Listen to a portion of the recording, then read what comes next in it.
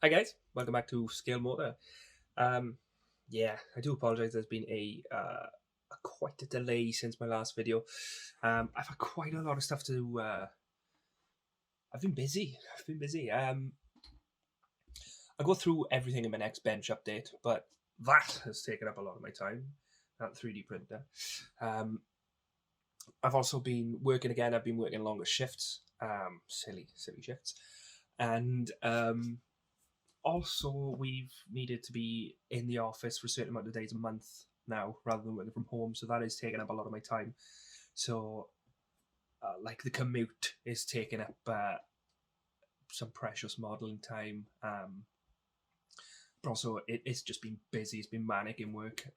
Working in the travel industry, there's obviously a lot is going on at the moment, so yeah, we got that. I've been selling loads of stuff on my Etsy. So as well, I've had a lot of 3D prints to do. I've had to sort the printer out because it needs maintaining.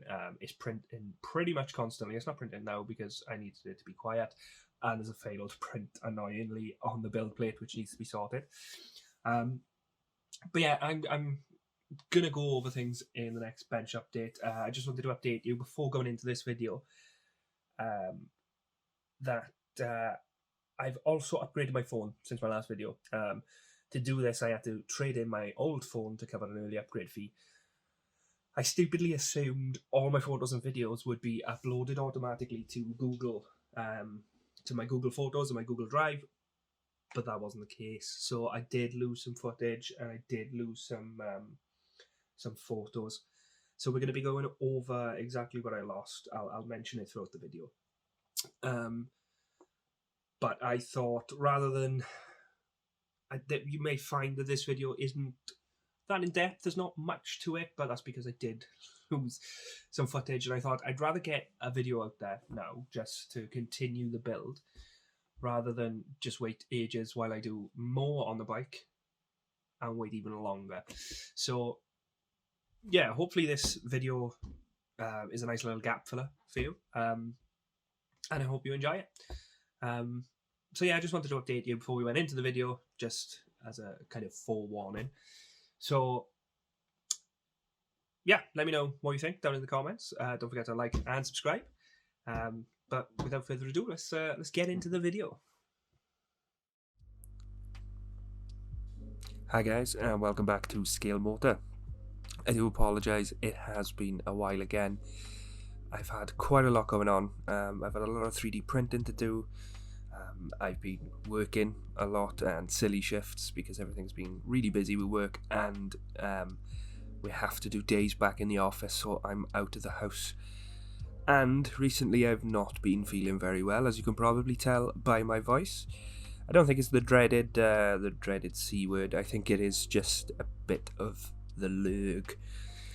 Anyway, we're back now with the M105, and for this video we're going to be looking at the exhaust and all the resin extra pieces we get with the Top Studio Super Detail set, and there are a few.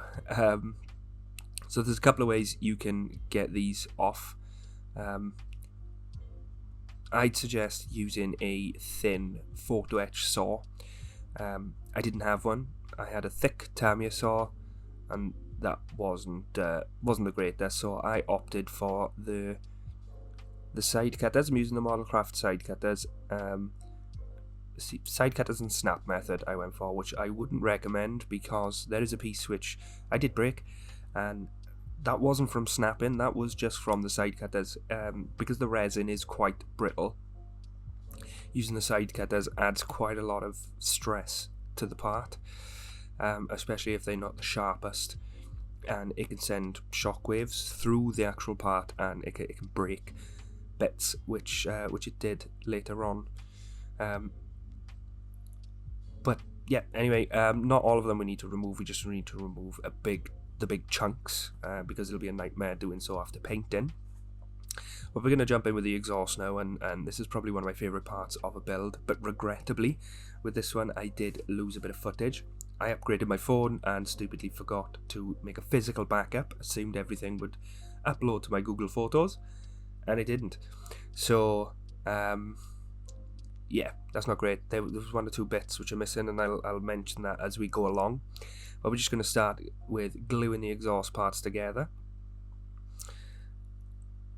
We're just using a bit of Tamiya extra thin. We're going to pop some on the join, squeeze the parts together, and then give it a little wipe. Just quickly get rid of any excess. Wipe your fingers in your jeans or whatever, just to get any glue off your fingers, because otherwise you'd be leaving fingerprints.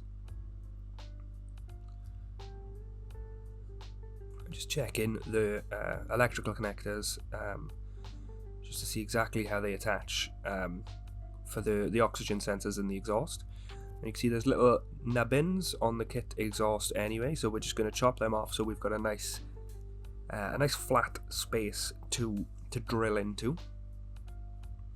And then we're going to be drilling into the pipes so we can put our oxygen sensors on.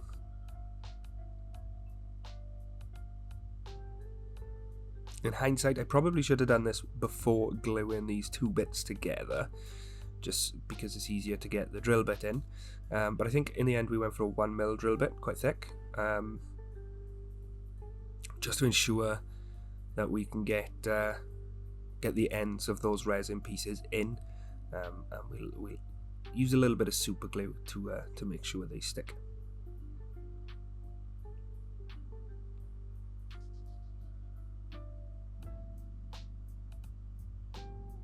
I'm using the tip of number 11 blade just to add kind of like a pilot hole, if you will, in the center, just so our drill bit doesn't slide around, because it is quite easy for these little drill bits to slide.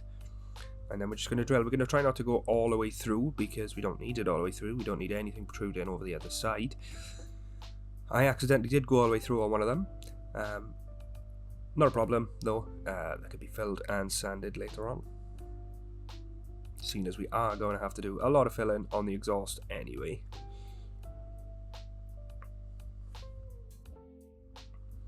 Okay, now we've done that, we're just going to stick the 2 halves together. I'm just going to give it a little sand just in case there's any burrs or any flash, and just to make sure it sits nicely. I'm just going to pop a bit of Tamiya extra thin on our locating points, push it together, give it a squeeze just to make sure it is sitting right.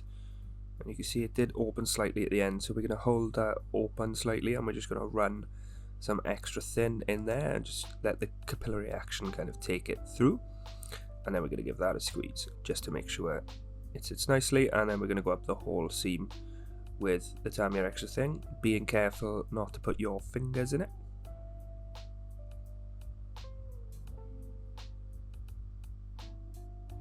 And again, we're just going to let capillary action pull the glue into the join, give it a squeeze, and you might get a little bit of plastic protruding out. That's not a problem, that'll help with filling. And speaking of filling, we're going to go around all these little gaps, and I'll be using CA glue gel to fill this, just because it dries really quick and is sandable super quick. So literally just getting blobs of it on the end of a toothpick and going around all the gaps and kind of filling it in, giving it a little push just so it goes into the seam, but we also want a little bit protruding just so we can, when we sand it off, we can get it nice and level.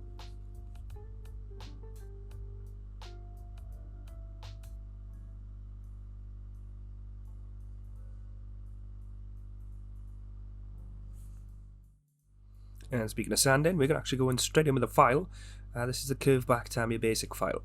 It's a kind of crescent, half round shape, and we're just using it to get in the little nooks and crannies. And then we're going to come in with our UMP sanders as well. We'll go up through the grades, and then we'll get that buffed up, just so we got a nice shiny finish as it was before we started sanding and adding CA and chipping bits off and dropping it over the bench and getting fingerprints everywhere. And yeah, so these UMP sanders, they are invaluable. These are the thinny sticks. They've slowly become my favourite sanders out of the whole kind of set, just because they can get into little nooks and crannies. They do last a while, but when they start to get older, they get a little duller. But that's great because you can cut them up and use them to get into different nooks and different crannies. Speaking of nooks and crannies, this is a big nook, a hole. What we're doing is we're just widening the end of this exhaust. We've chopped the molded in exhaust tip off because the top studio set comes with a stainless steel one, I believe, a turned steel, a metal piece, which we're going to be using in place of it. The good thing about this is you can polish it up nicely. Put a bit of heat staining on it. Try that one again. Put a bit of heat staining on it, and it looks pretty good. So we're just making sure that it fits.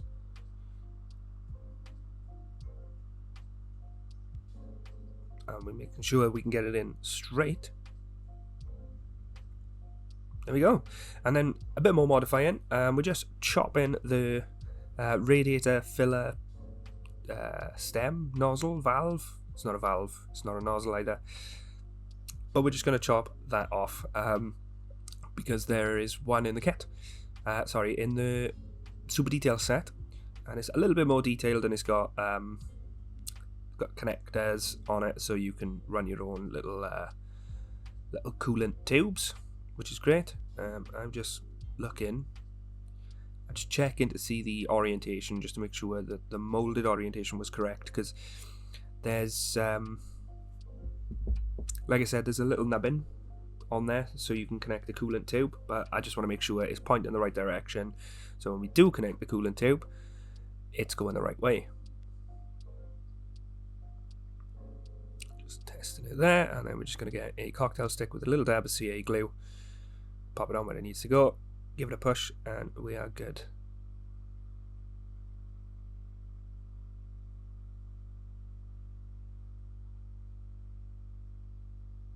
Lovely jubbly. Make sure we've got a nice connection, then we're going to leave that sit for 5 and set. As you can see, there's a nice little bit of detail on there. Next up, we're moving into painting, and we're going to be using the UMP black primer, and this is going to be for all the kind of resin and detailing parts. So we're just going to start with a light dust coat, as you can see there. I was having issues with the primer because I'm a bit of an idiot, and I left it pretty much on the windowsill with the window open, and it was cold and it had the sun on it, and I don't know what it was, but either the sun or the cold globbed it all up. So I didn't have paint strainers at the time to strain the paint, so as you can see, I was getting globs and blockages in my airbrush.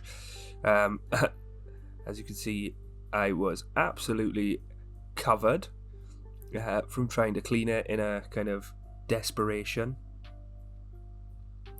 but we got that in the end, nice and clean. Got some got a nice flow. There we go, lovely stuff. And then we could go back in and paint the rest.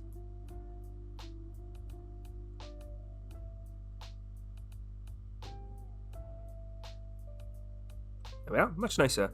So we ended up with about 3 coats of the primer, getting a little bit heavier after each one, 3 or 4 I believe, but the first kind of couple of coats I like to do nice and thin, just so I make sure I'm covering everything. The good thing with the UMP primer is if you do go a bit thick, it's not a problem, because it self-levels quite nicely. And so here's another bit of footage which I missed. As you can see, the exhaust there, that was painted, I painted that first in UMP black, and then we painted it with titanium silver. And now what we're doing is we're just going in with some masking tape, which is cut really, really thin, and we're going to use this to simulate exhaust welds. So you can go mad and look at the reference to get this exact. There were just a few certain places which I knew would be seen on the model, so I made sure I grabbed those places, and I put some where I assumed the welds would be in real life.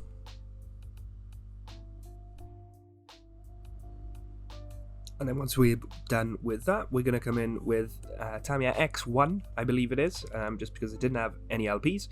I'm going to take my watch off just so I don't cover it in paint. And glove up. And we're going to give this paint X1, yeah, I was right. And we're going to give the paint a nice big shake because I can't remember the last time I used X1, so I just want to make sure it's all mixed in there lovely. And we thinned it with Mr. Leveling Thinner. And we thinned it about 70-30. It's by eye I do it these days. I don't actually measure it. So it's anywhere between 50-50 and 70-30. Just kind of work up until start at 50-50 and then keep adding thinner until it seems right to you. And we're going to be adding this now onto the exhaust. We're done a nice even coat at first, just to get a nice kind of even coverage. And I think we ended up with, I think it was about 4 coats, getting progressively thicker. The last coat we went on quite thick, but not too thick that it would run. We just want a nice level surface, a nice glossy finish, so we can come in with our alcad chrome. And then, as usual with the alcad chrome, I've slightly turned down the pressure on my airbrush, on my compressor. I don't have fixed pressures for you because I don't know, I don't have a gauge, it's just an electric terrible compressor. But I've also tightened the trigger tension on my airbrush just to make sure I get a nice thin coat on with the alcad, because it likes to be built up really thin. I think it was about 4 coats we ended up with to get a nice deep chrome.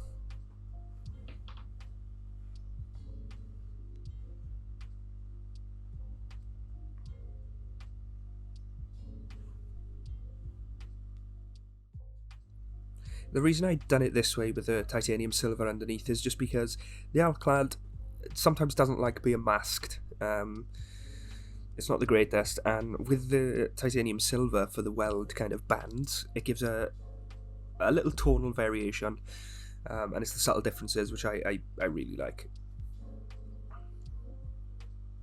So as you can see, we've built it up nice and slow, and it starts to have that nice chrome shine to it. If you get to a point where you're happy, stop. Don't continue adding coats, because that's when you've got the potential to mess things up.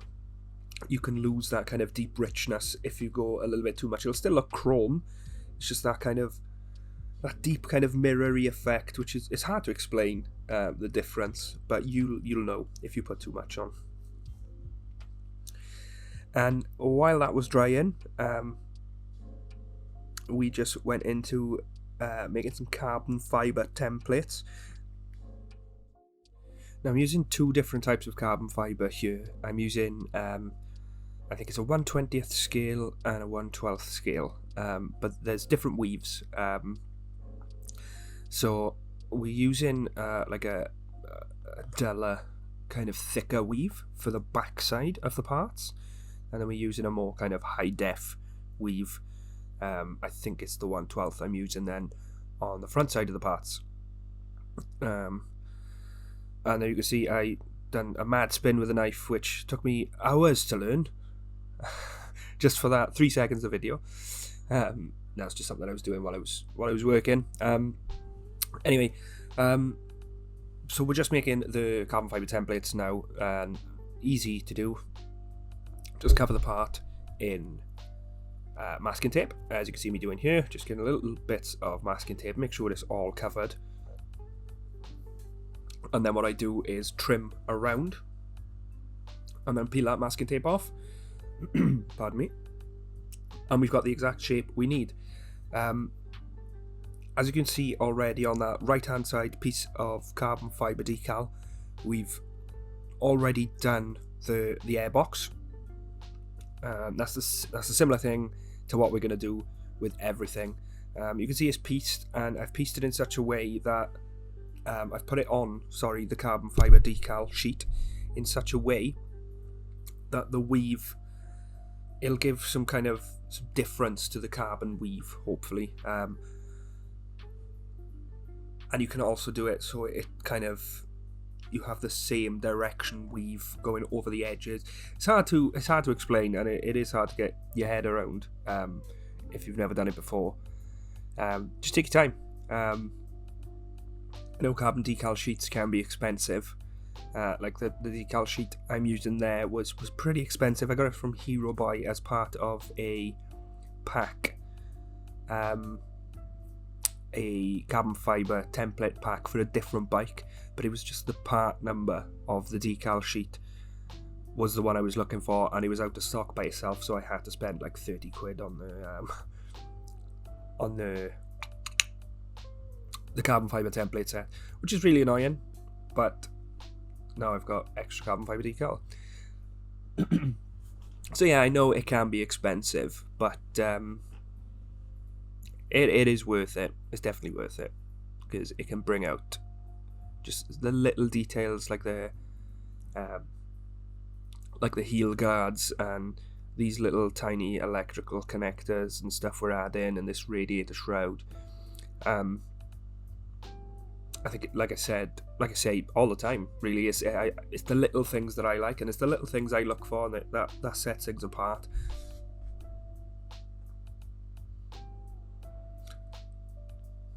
So we've got my girlfriend's nail scissors, which she's since stolen back, which is rather annoying. But we're just going to be using this to trim the edges of our carbon fibre decal. So this part I have in my hand has already been repaired, because I snapped it when I was cutting the remains of the casting off, which is quite annoying. But just be careful when you're doing this, because as you'll see shortly, I'll break it again. But yeah. So we're using a craft knife. It doesn't really matter if we mar the paint too much, because we're going to be putting the carbon fibre decal on over the paint, so the paint's not going to be seen. It's just there, kind of just in case we get any rips. So we're using the craft knife to just cut off any excess bits, as you can see there. And we're also, when we've got curves like this, it does help to put a slit in the masking tape, just so you can put a slit in the carbon fibre decal as well, just to help it go around the curve without bowing.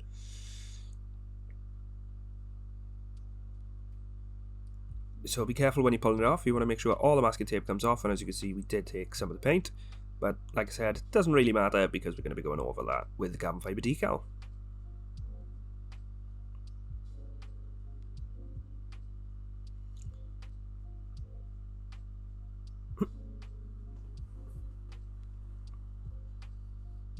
And now we've just got to kind of decide what direction we're going to want this weave.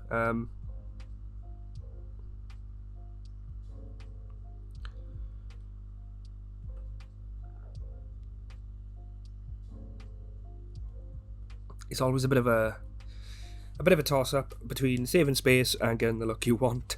Well, it is for me. But anyway, we've got that exactly where we need it. It does look a little short on one side, but that doesn't matter. And there we go. We're completely through with this decal sheet, and we've gone through all of the little parts. And now we're just going to cut everything out. Make sure you've got a nice new sharp blade in, which I didn't at this point, which is why I am pushing so hard, because you want to try and get it all in one nice clean cut, because otherwise you'll go to pull away the carbon, you think you've cut it out, you'll go to pull away your little template, and you get rips and tears, which is something we want to avoid.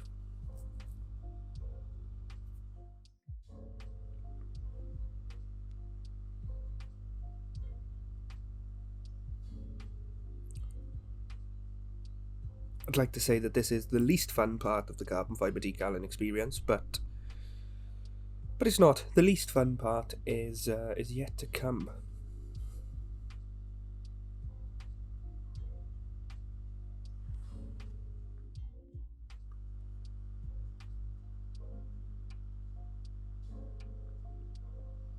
and depending on how close you've cut your templates, this is quite possibly the least fun part. It's just peeling the templates off. I know it's a little thing, it's nothing really major, it just annoys me. Just trying to get that those pointy tweezers in there without ripping the decal. Now the good thing is this scalemotor, that's me, Scalemotor Sport carbon fibre decal is really tough, it's really strong.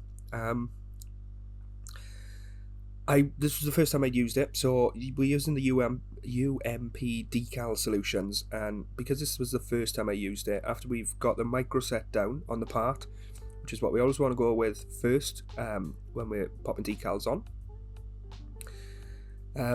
Because it was the first time I used these decals, I went straight in with the normal. I started with the normal because I didn't know how well they were going to react to the stronger stuff.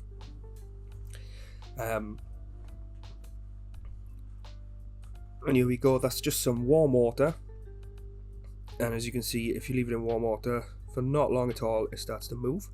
And then I like to transfer it with my fingers. If you're going to be touching the decal with your fingers, I would always suggest wetting your fingers, because otherwise the decal will stick to your fingers and you'll pull it off and you'll turn it into a ball, or you won't realise you pulled it off. You'll scratch your ear and you'll find it in your ear an hour or so later. So now we've got that in place, we're coming in with our UMP solutions, and like I said, I started with the normal. Sorry, I'm slightly off camera. I'm still off camera, what am I doing? Come back. There he is. Okay, oh, he's gone again.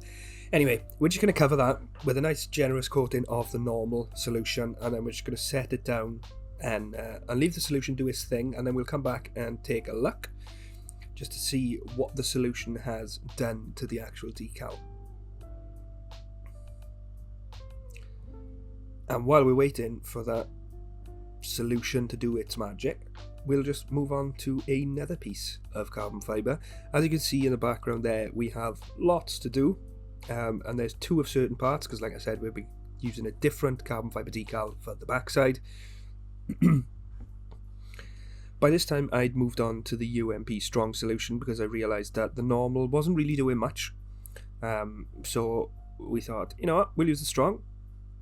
And I think in the end I did move on to the extra strong. I'll double check just so, just to make sure.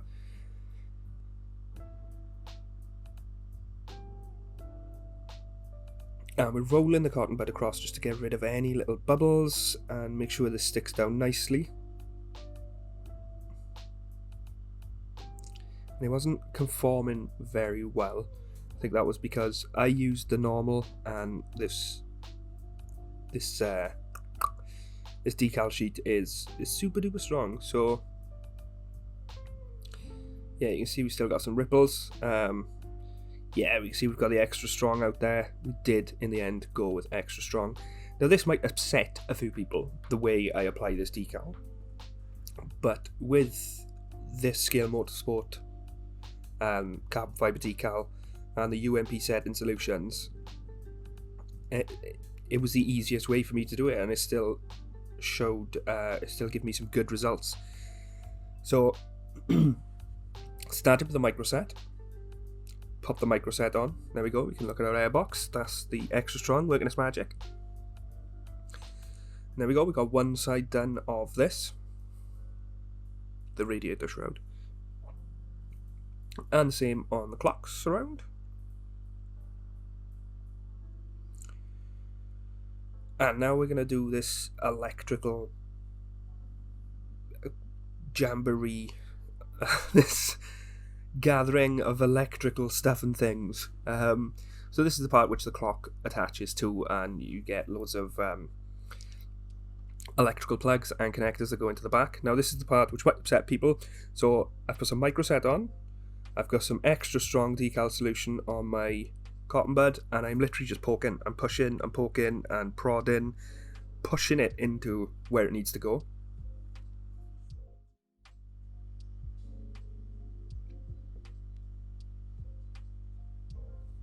And then once we've done all we can with the cotton bud and pushed and jabbed and prodded, I'm just going to squeeze it with my finger.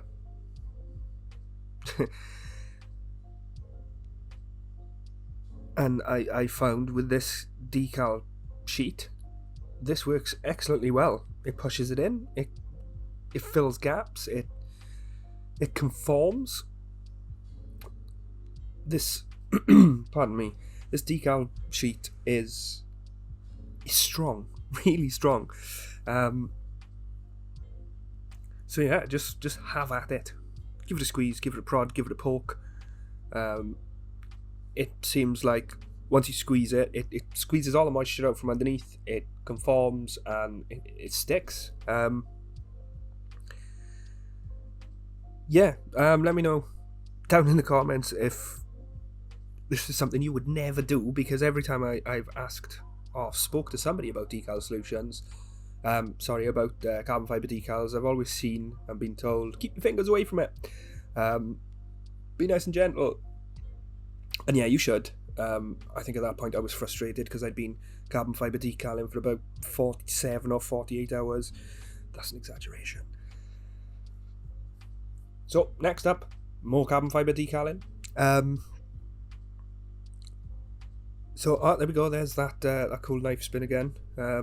Do not try that at home. I should probably be telling people that. Anyway, we're going to be using a little bit of Tamiya masking tape just to get the size we need for the carbon fibre decal for the exhaust. I could use the kit one, didn't want to, it didn't look that great. So we just use the knife there to score it slightly, and then we're just going to cut it straight across. So now we have the diameter in tape, and then we're just going to grab another piece.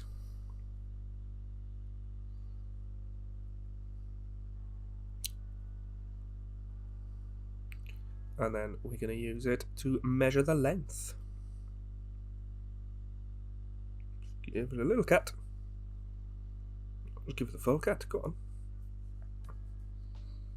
There we go, and now we're just going to pop this on a third different type of carbon fibre decal.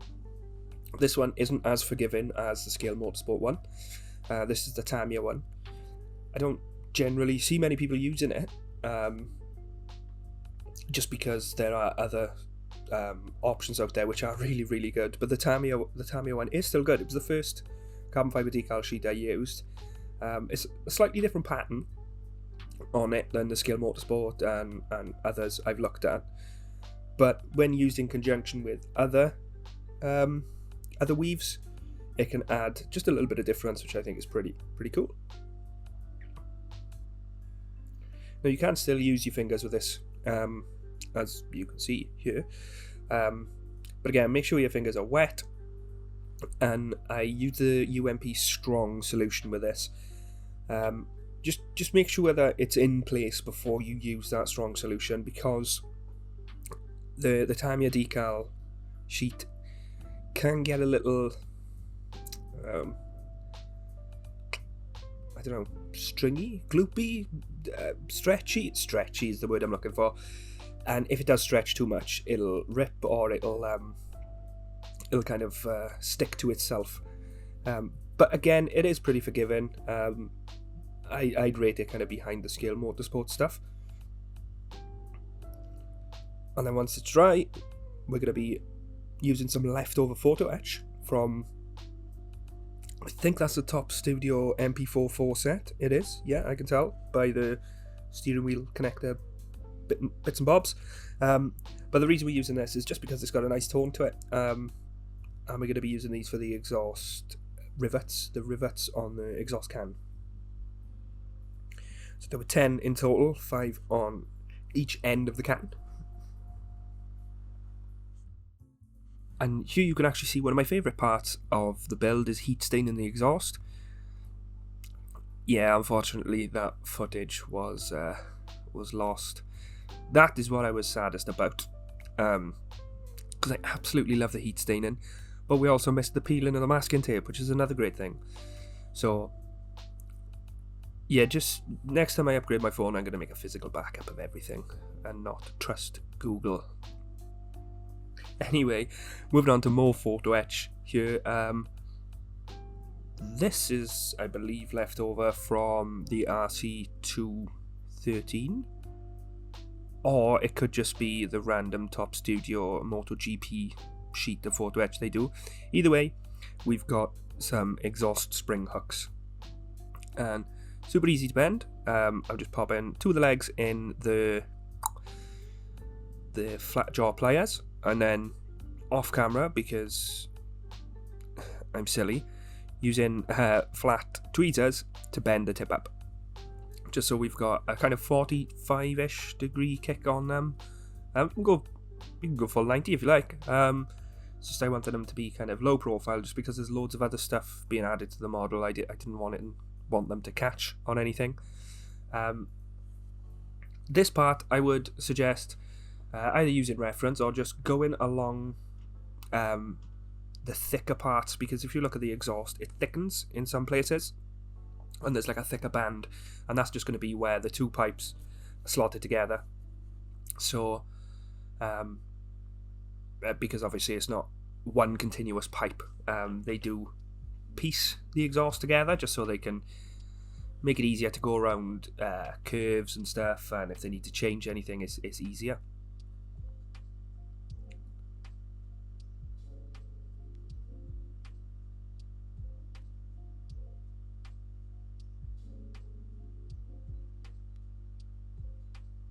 It was the first time using the alcad hot metals as well for the heat staining. I know. I'm just as annoyed as you are with myself.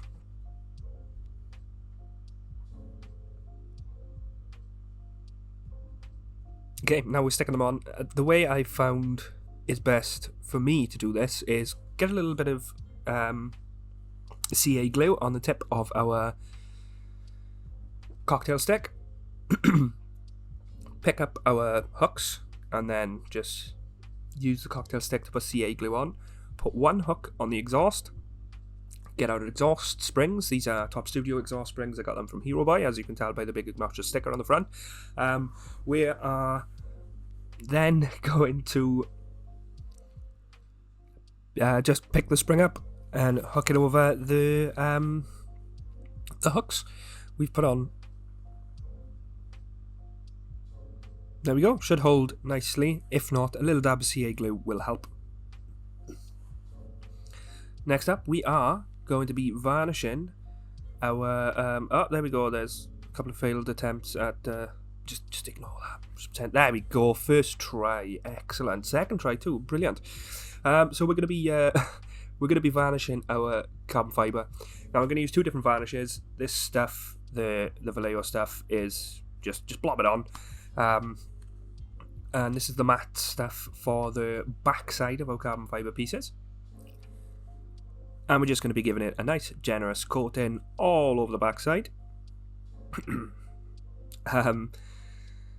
It doesn't really matter too much how smooth you get it. And remember earlier when I was talking about breaking things and being careful? Yeah, so you'll see exactly why very shortly.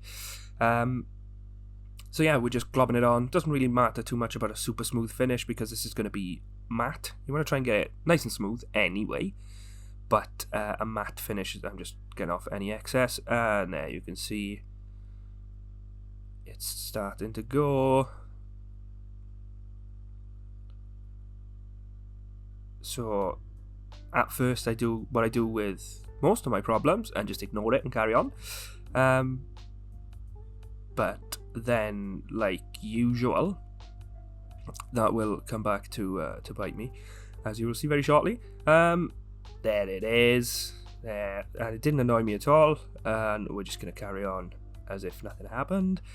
So we're using the Valejo matte varnish, yeah, there we go, and now we're going to do the other side, and we're using the Mr. Hobby H101. It is the premium clear, and we're going to be using this on the front side, or the shiny side, of the carbon fibre decals. And I am brush painting this on. I'm not sure why. Could have airbrushed it and I could have got a better finish, but I'm not I'm not upset with the finish I got. I give it about 2 or 3 coats on the shiny sides of things, and then once it was nice and dry, after I think it was about 4 or 5 days, I come in with just the UMP buffing sander and used the blue side and then the white side, and came up with quite a nice finish. I was quite pleased.